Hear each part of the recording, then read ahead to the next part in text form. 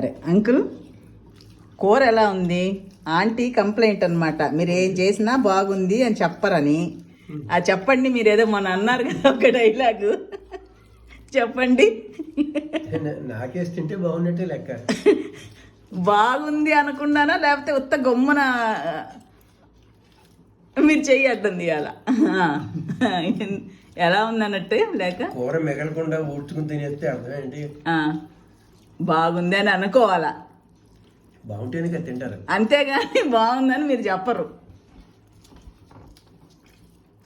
అంతేనా? చెప్పక్కర్లేదంటారా? అలవాట్లేదు. మీకే కాదు, సగం తిని సగం వదిలేస్తే అర్థం ఏంటి? నచ్చలేదనో లేదా పొట్ట ఫుల్గా ఉన్నా వదిలేయచ్చుగా. మీ ఒక్కలే కాదు అంకుల్, హస్బెండ్ క్యారెక్టర్ అంతా అంతే, ఈ క్యారెక్టర్ కూడా అంతే. గమ్మున తింటుంటే అంతే కదా ఆంటీ, చెప్పండి. అంతే అంతే.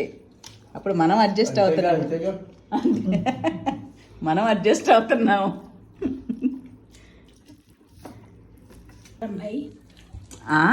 ఏది స్ట్రైట్గా చెప్పరు, మనం అర్థం చేసుకోవాలి.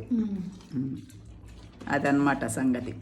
ప్రతి ఒక్క హస్బెండ్ పల్లెంలో ఏం లేకుండా ఊడ్చుకొని తింటే బాగుంది అని అర్థం అనమాట.